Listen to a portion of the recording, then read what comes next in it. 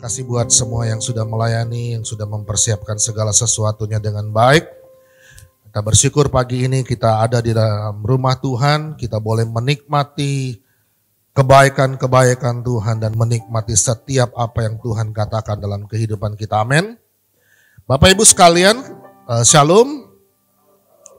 Ya, minggu lalu saya khotbah tentang perempuan Samaria. Masih ingat? Ya. Jadi waktu Yesus meminta air yang mau ditimba oleh perempuan Samaria itu. Lalu pada akhirnya malah perempuan Samaria itu menerima air kehidupan yang bikin perempuan Samaria itu tidak haus lagi. Mari kita membaca Yohanes pasal 7 ayat 37 dan 38. Yohanes pasal 7 ayat 37 dan 38. Kita baca bersama-sama. Yohanes pasal 7 ayat 37 38. 1 2 ya. Dan pada hari terakhir, yaitu pada puncak perayaan itu, Yesus berdiri dan berseru, barang siapa haus, baiklah ia datang kepadaku dan minum. Barang siapa percaya kepadaku, seperti yang dikatakan oleh kitab suci, dari dalam hatinya akan mengalir aliran air hidup. Barang siapa percaya kepadaku, seperti yang dikatakan kitab suci, dari dalam hatinya akan mengalir aliran air hidup. Katakan amin. Waktu kita minum air kehidupan itu, air yang Yesus sediakan bagi perempuan Samaria itu, maka air itu akan mengalir seperti aliran air hidup di dalam hidup kita. Amin. Nah, Bapak Ibu sekalian, tahukah kita bahwa waktu Tuhan menciptakan Adam dan Hawa, kehidupan Adam dan Hawa di Taman Eden adalah kehidupan yang sempurna. Katakan sempurna. Kenapa sempurna? Coba bayangkan apa yang dibutuhkan oleh Adam dan Hawa sudah Tuhan sediakan. Betul?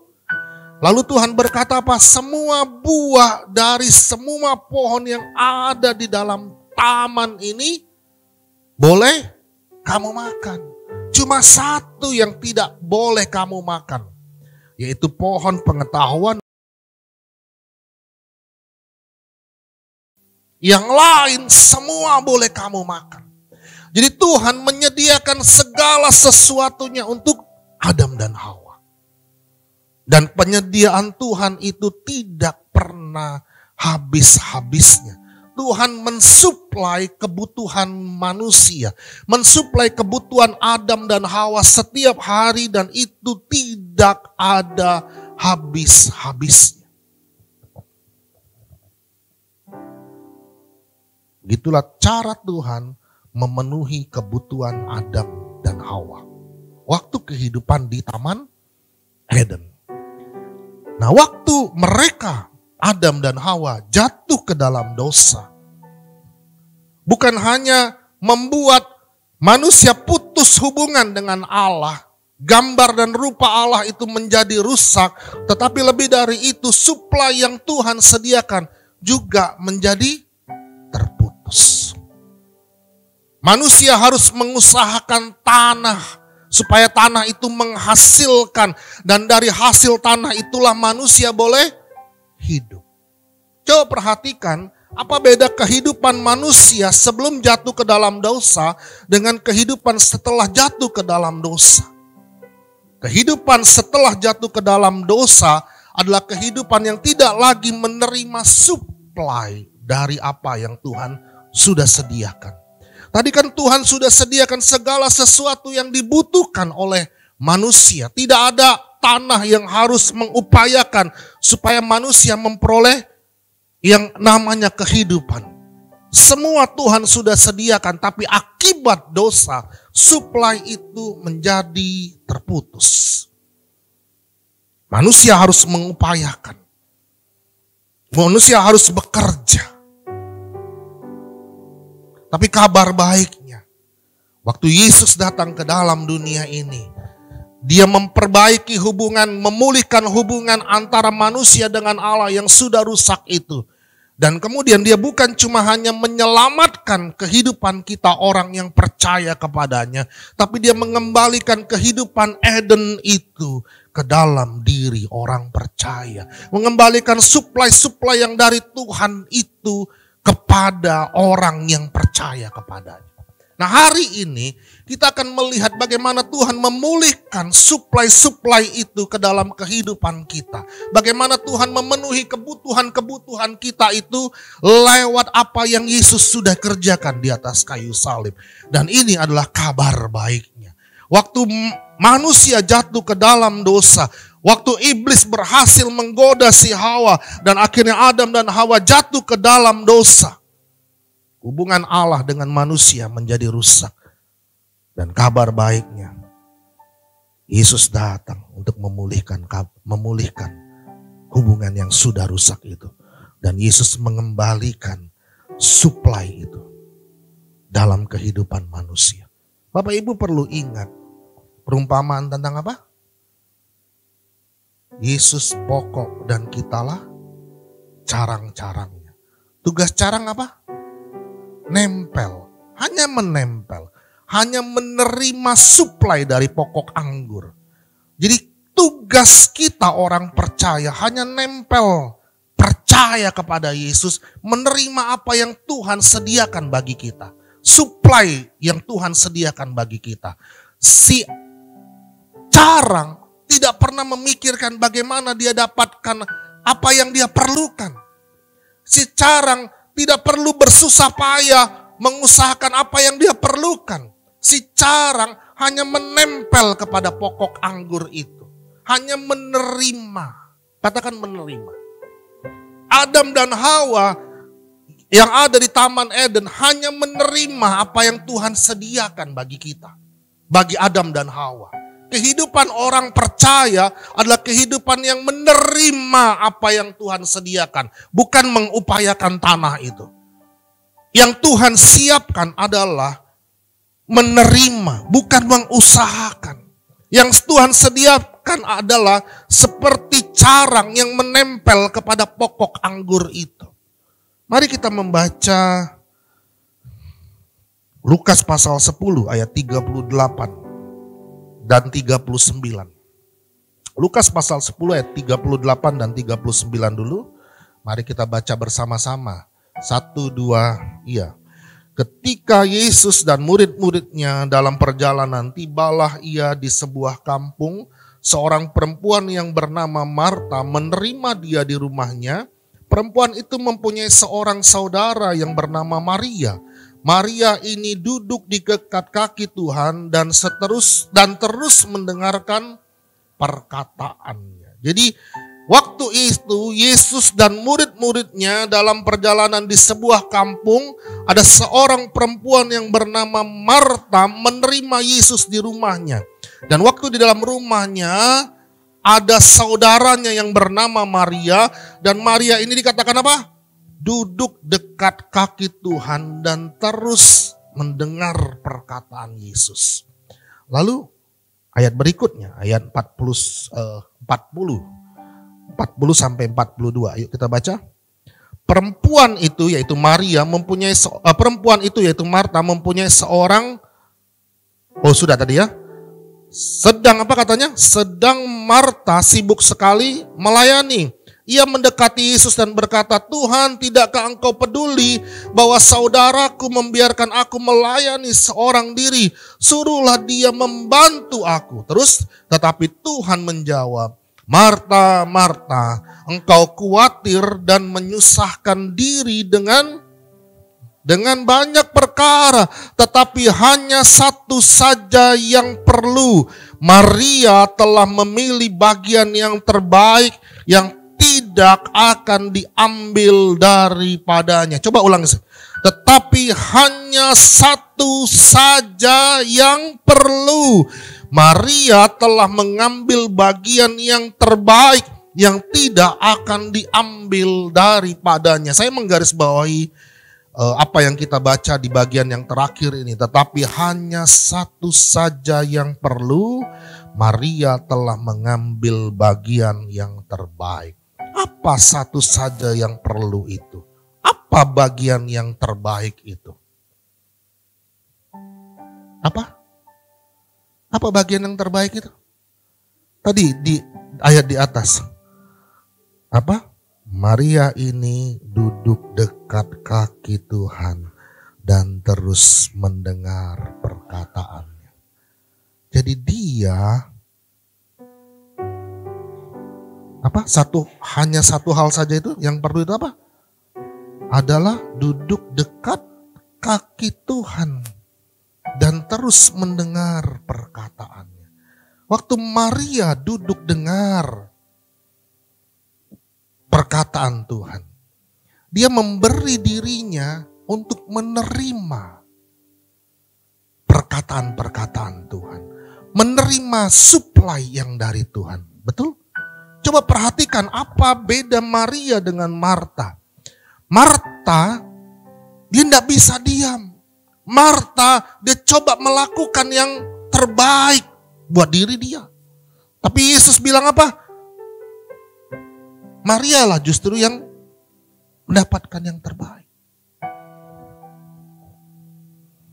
Yesus berkata, aku datang untuk melayani, bukan untuk dilayani. Kalau yang beri berkat itu lebih tinggi atau lebih rendah? Lebih tinggi ya. Marta, dia coba mau lebih tinggi daripada Yesus. Dia coba berkati Yesus. Padahal waktu Yesus datang ke dalam rumahmu, dia mau memberkatimu. Tugas kita adalah jangan repot-repot. Duduk diam dan tenang. Dengarkan perkataan Tuhan. Amin. Banyak kali orang percaya ya tidak lihat satu saja yang perlu. Tapi mereka melihat banyak hal yang perlu. Banyak hal yang perlu dilakukan dalam kehidupanku. Kalau enggak, ini akan berantakan. Kalau enggak, masa depanku akan suram. Kalau enggak, gimana Tuhan? Kalau enggak, gimana ini Tuhan? Kalau enggak, gimana itu Tuhan? Repot kali. Kita kadang-kadang lebih pusing dengan kondisi dan keadaan. Kita kadang-kadang lebih memperhatikan kondisi dan keadaan daripada memperhatikan firman Tuhan.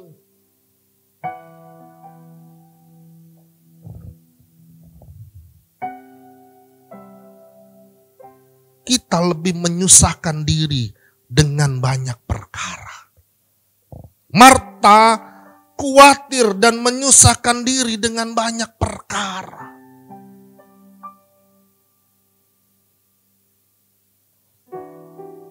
Berapa banyak di antara kita menjadi Maria?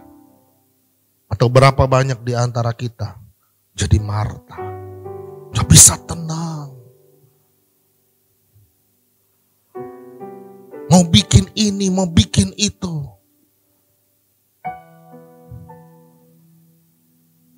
Coba kita lihat di bagian yang lain di Lukas pasal 5 ayat 1 sampai 6.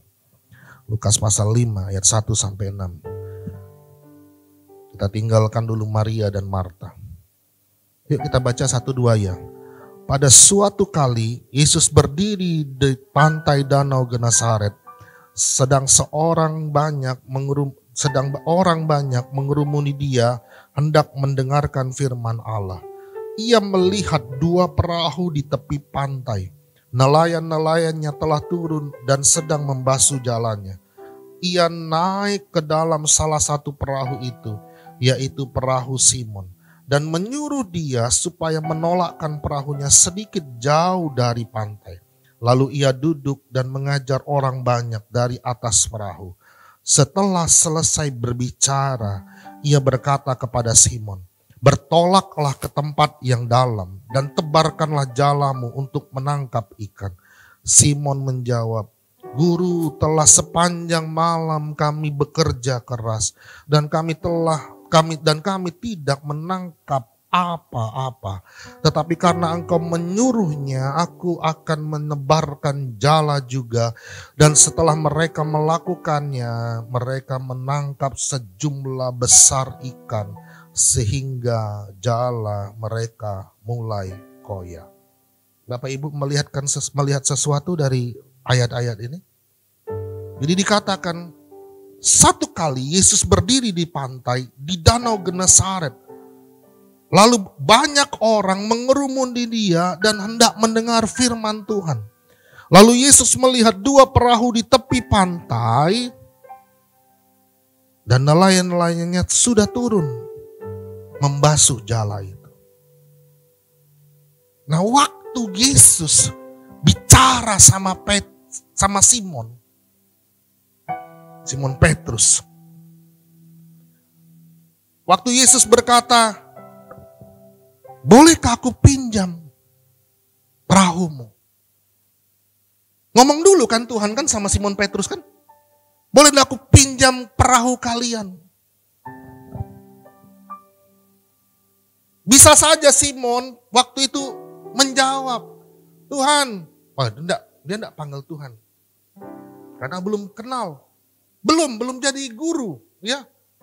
Mungkin dia bertanya-tanya, siapa orang ini? Mungkin dia bisa jawab, aku sedang sibuk. Kau lihat enggak, kami baru pulang. Semalam-malaman kami ada di tengah pantai, di tengah danau Genesaret. Kami tidak dapat apa-apa. Sekarang kami mau istirahat. Banyak yang harus kami lakukan. Sebentar lagi ada pesta. Sebentar lagi kami punya kesibukan yang lain. Sebentar lagi kami mau kerjakan ini, kerjakan itu. Bisa? Kami ini capek, semalam-malaman kami sudah mengerjakan apa yang menjadi profesi kami. Kami tidak dapat apa-apa. Kami lesu hari ini. Bisa? Bisa. Tapi apa yang Simon lakukan? Dia duduk enggak? Dia ikut di bagian orang-orang banyak itu enggak mendengar perkataan Tuhan? Ikut. Kalau kita lihat, kalau kita baca alur ceritanya, tentu dia nunggu, dia duduk, dia dengarkan perkataan Tuhan. Dia dengarkan perkataan-perkataan Yesus. Dia dengarkan khotbah-khotbah Yesus. Dia dengarkan firman Tuhan.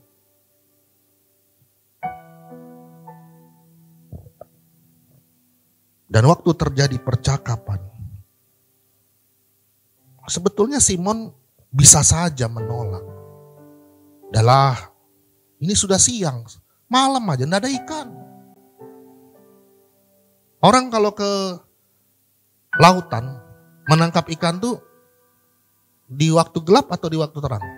Di waktu malam atau di waktu siang? Malam.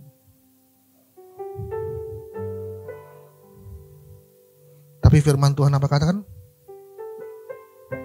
Apa kata firman? Guru, telah sepanjang malam kami bekerja keras dan kami tidak menangkap apa-apa. Tetapi karena engkau menyuruhnya, apa? Aku akan menebarkan jala juga.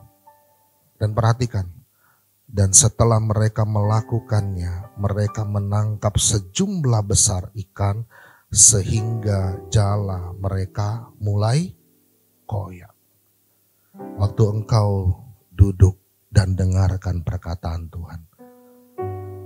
Waktu Tuhan lihat engkau duduk dan engkau dengar perkataan-perkataannya. Tuhan tahu apa masalahmu hari itu. Tuhan tahu keadaanmu hari itu. Dan waktu Tuhan memberkatimu, apa? Kantongmu koyak. Tidak ada yang amin. Kantongmu koyak.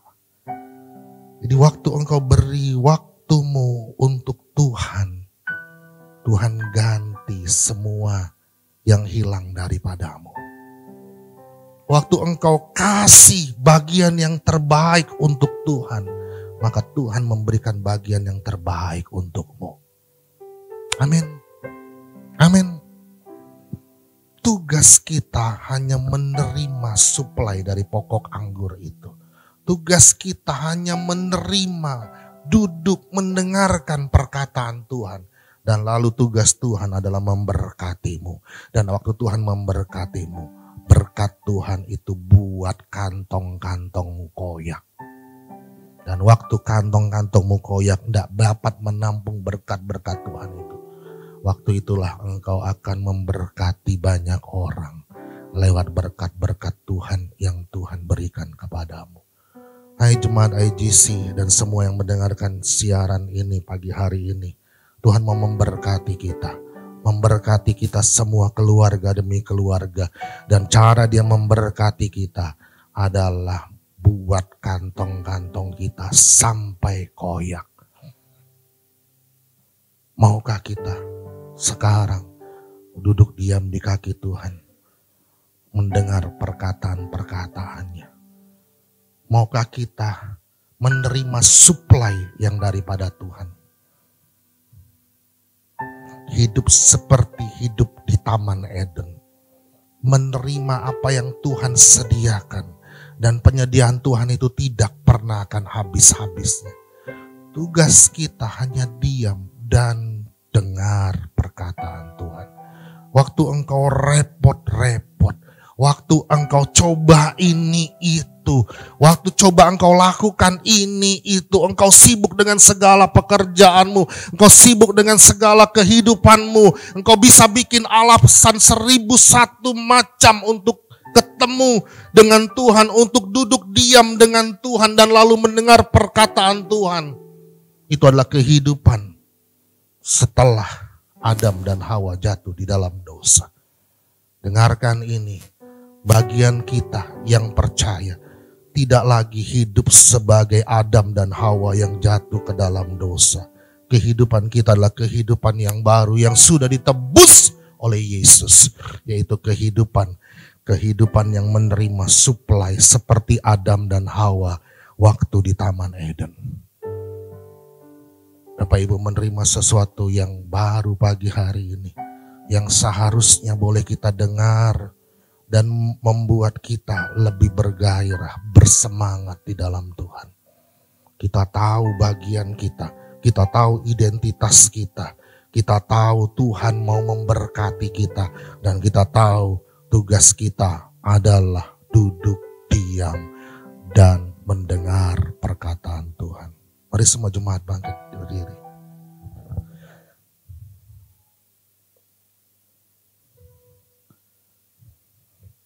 Nanti sore karena ada pelayanan yang ikut akan mendengarkan sisi lain dari 2 perikop ini.